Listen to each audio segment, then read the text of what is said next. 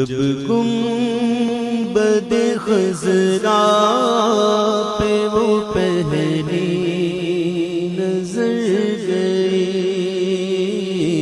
جب گنبد خضرا پہ وہ پہلی نظر گئی۔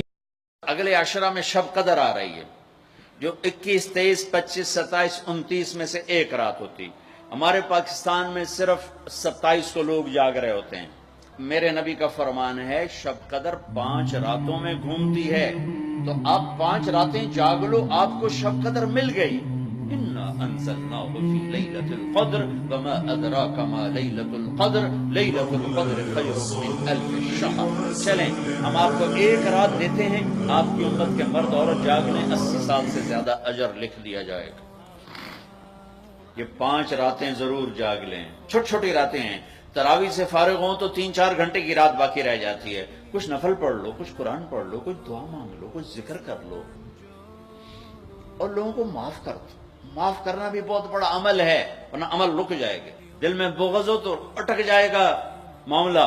4 آدمیوں کی بخشش نہیں ہوتی، اللہ نہ کرے کوئی ہم میں سے کوئی ہو تو میں بتا دوں تاکہ وہ ابھی سے توبہ کر لے۔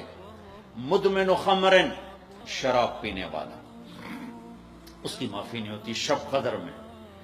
عاقل لوالدیہ، ماں باپ کا نافرمان، بخشش شب قدر بھی نہیں بخشوا سکے گی۔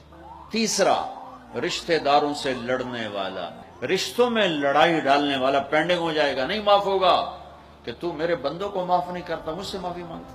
بھائی بہنوں، کوئی کسی سے لڑا ہوا ہے تو اللہ کے واسطے رمضان کی محنت ضائع ہو جائے، شب قدر کا جاگنا ضائع ہو جائے، اس سے بہتر یہ ہے کہ ہم صلح کر لیں، معافی مانگ لیں، معاف کر دیں، سینے سے لگا لیں، درگزر کریں۔ چوتھا کون ہے؟ کینہ رکھنے والا۔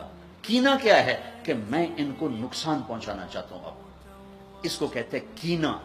میرے بھائی بہنوں، کسی کو نقصان پہنچانا، کسی کا بغض، رشتہ داروں سے قطع تعلق، ماں باپ کی نافرمانی، شراب کا پینا، یہ شب قدر کو بھی بے قیمت کر دیں گے۔